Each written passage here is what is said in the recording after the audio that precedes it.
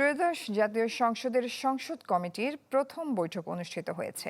সকাল 11টায় সংসদ সচিবালয়ের ক্যাবিনেট কক্ষে এই বৈঠক শুরু হয়। এতে সভাপতিত্ব করেন সরকার দলীয় চিফ হুইপ মোহাম্মদ নুরুল ইসলাম। উপস্থিত ছিলেন বিরোধী দলীয় উপনেতা ডাক্তার আব্দুল্লাহ তাহের সহ কমিটির 11 সদস্য। এদিকে বিকেল 4টায় জাতীয় সংসদের সরকারি দলের সংসদীয় সভা অনুষ্ঠিত হবে। বিএনপি সংসদীয় দলের সভায় অন্তর্বর্তী সরকারের সময়ে জারি করা 133টি অধ্যাদেশের বিষয়ে আলোচনা হতে পারে। এছাড়াও দেশের পরিস্থিতি, আইন প্রণয়ন কার্যক্রম এবং সংসদের ভবিষ্যৎ কর্মপরিকল্পনা নিয়ে আলোচনা হতে পারে বলে সংশ্লিষ্ট সূত্রে জানা গেছে। আগামীকাল থেকে ত্রয়োদশ জাতীয় সংসদের পরবর্তী অধিবেশন শুরু হবে। সংসদের এই অধিবেশন চলবে আগামী 30 এপ্রিল পর্যন্ত।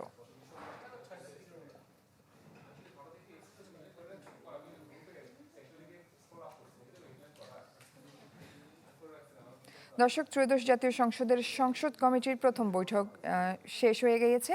এ বিষয় নিয়ে আরও বিস্তারিত খবরাখবর জানাতে আমাদের সাথে যুক্ত হচ্ছেন সহকর্মী স্বপ্নিল শাহরিয়ার শিশির। শিশির, বৈঠকটি 11টায় শুরু হয়ে শেষ হয়ে গিয়েছে, তো সবশেষ কি তথ্য আছে আমাদেরকে জানাবেন?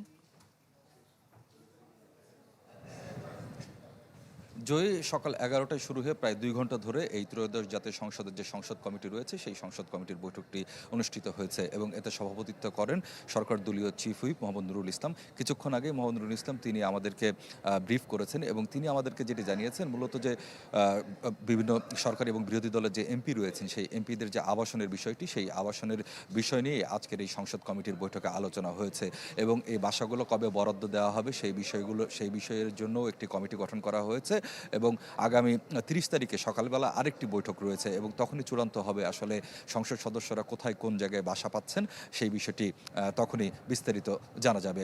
আরেকটি বিষয় আমাদেরকে চিফ হুইপ যেটি জানিয়েছেন সেটি হচ্ছে যে ত্রয়োদশ জাতীয় সংসদ অধিবেশন যখন শুরু হয় তখন সাউন্ড সিস্টেম নিয়ে একটি ত্রুটি সবারই নজরে এসেছে।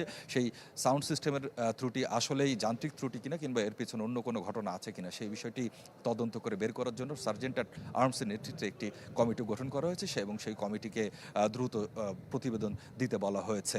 রেইনবো অলরাউন্ডার এক্সটেরিয়র পেইন্ট, বাড়ির বাহিরের দেয়ালের সুরক্ষা নিয়ে থাকুন নিশ্চিন্ত, সাথে পাচ্ছেন 10 বছরের ওয়ারেন্টি।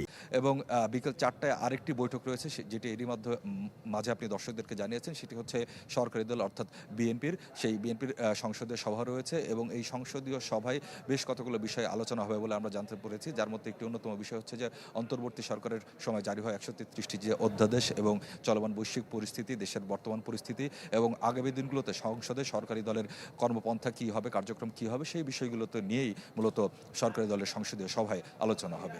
জয়ী শিশির, ধন্যবাদ আপনাকে।